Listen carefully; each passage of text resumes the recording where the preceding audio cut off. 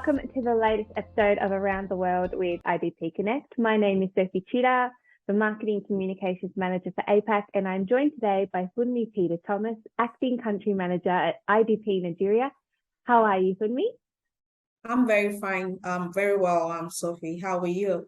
Yeah, As well. great. Thank you. Good to have you Yeah, on board. And it's been a very very exciting much. year with the expansion of IDP into Nigeria. So let's kickstart with some questions. And I feel like the one on everyone's lips at the moment is Australia and New Zealand on the radar as a potential study destination for prospective students in Nigeria. Yeah. Thank you so much for the question, Sophie, and it's good to be here as well. In terms of Australia definitely is more on the radar. It's more on the radar, and because the border has just been opened recently, so there's a lot of interest there.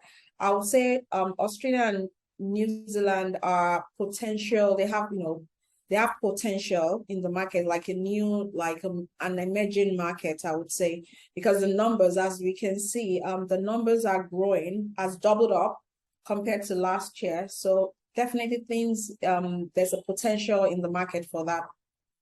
That's great to hear. So what are your top tips for Australian and New Zealand institutions to engage with and support prospective Nigerian students?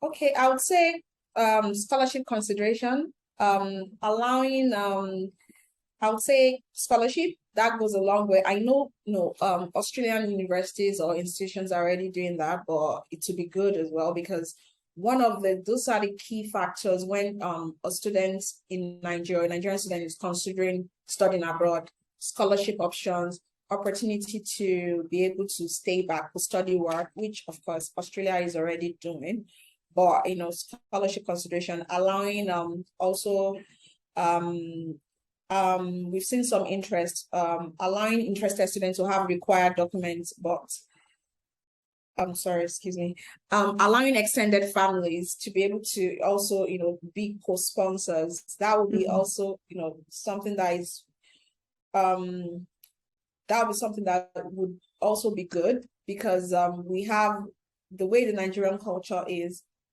we have a lot of extended families and all that. So that would go a long way. But the key thing is scholarship options should be readily available, because that's one of the key factors a Nigerian students, considered before, studying abroad. Yeah, perfect. The scholarships are number one. Yeah. Cool. So what are some of the most common concerns and barriers for those considering studying in Australia and New Zealand that you come across in your daily chats? I would say, thank you for that. I would say proof of funds is one of the key concerns most of the time, because they need to have the monies, in their account for like 3 months or so, as compared to, another market, which is, like UK. Then, of course, visa processing timeline is also always an issue. Although I'm glad to hear we received an update from the Australian immigration, was in the last week, concerning, the processing time will be faster now, but that is also a key thing. Then non-flexible payments pattern as well compared to the UK is also a concern for the Nigerian students. That's really interesting. Thank you. So for institutions keen to diversify and attract Nigerian students, why is it important for them to understand the unique cultural values distinct to Nigeria? I'll say it's important to understand our unique cultural values, as this would create an environment where students will feel wanted, make them expressive, and to be able to strive. Yeah, absolutely. So will Nigeria be offering any events exclusive to Australia and New Zealand in the near future? I know that there was one coming up in September, I believe. Yes. We have I'll use this opportunity to also say that, ring that, like emphasize on the expo that is coming up September 10th. And that's our first expo. I would say our first big event in Nigeria, first fair. It's a multi-destination is for multi-destination markets. So for now, that is what we're looking at. But it's likely that after all, IDP is an Australian company, so we always ensure that we promote the destination. But for now, the biggest one we're going to be having is the one for next month, which is the biggest one. But I'm very sure there's likely that we'll do that in future. But for now, that's what we have. Yeah, great. Well, we're really looking forward to that and seeing how it goes. And are you seeing more interest in undergraduate or postgraduate? What are the most popular courses that students are inquiring about nowadays? In terms of seeing interest, Nigeria is a postgraduate market. We have 80% of 80% interested in postgraduate compared to the undergraduate. Of course, this is due to finances, being able to, affordability, let me just say. And because Australia with the postgraduate studies, you have to do it for like 2 years or maybe 1.5 years. So they rather do the postgraduate. So we have more of postgraduates.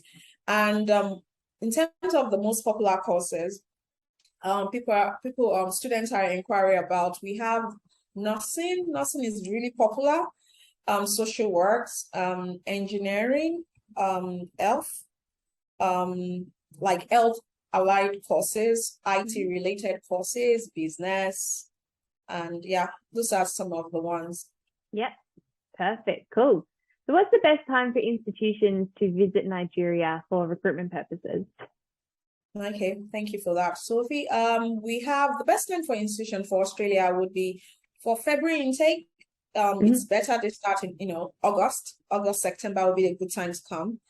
It's a last minute market. Nigeria is such a last minute market, but things are beginning to, due to different visa processing issues that we face, we're beginning to have, people are beginning to kind of change. So I would say, August, September is a good time for February intake. For September intake, I would, for July intake, sorry, I would say, we should start, I would say it should start early as well. For July, I would say maybe the same September as well. September, October, November time. Yeah. So within the next 3 to 4 months is crucial for institutions to reach out. Okay, great. Can you also tell me a little bit about the visa approval rates and how you will approach this to help increase the possibility of visa approvals for the students that you support? We just got our first visa approved. Let's say Monday, our very first. So we are so super excited at that. But generally, we have quite I would say 70% visa approved rate. But in terms of what we do to ensure possibility of visa, we ensure that we do a proper, level of, reviews of document provided by the students, ensure right questions are asked, ensure, proper documentation. We do a lot of verification just to be sure the students is genuine, even at a GTE level. So yeah, to just ensure that documents provided, are genuine. So that's what we do at our own side to ensure that right from when they start your application process, before they even get to the GTs stage, we do the visa counseling, we double check, we vet documents, we do our verification if we have to. That's fantastic to hear. Thank you so much. So in your opinion, what do you think differentiates IDP Nigeria from the other education service providers in Nigeria? I would say we put our student first. We are not the kind of company that would actually just pick just select universities or schools, or due to the fact that we want to promote. Of course, we like to promote our clients, but we put the students in the center of everything that we do. We are very structured. We have different counselors for different destinations. For Australia, to be precise, we have 2 dedicated counselors that ensure that they do all these checks, and we have admin a dedicated, student placement admin that also, does proper follow-up and all. And of course, our services are free. Also, we have a dedicated, app, which is IDP Live, where, students can actually personalize their search and get offer in principle before they can, before they don't have to come to the office, before, to personalize their experience with us. So that makes us, stand out, because there's no agent or there's no company that does that in Nigeria, that have that kind of technology in Nigeria as it is. Yes, that makes us stand out.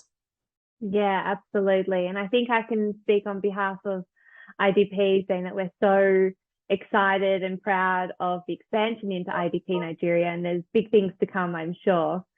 So thank you so much again for your time and insights today. We really do appreciate it.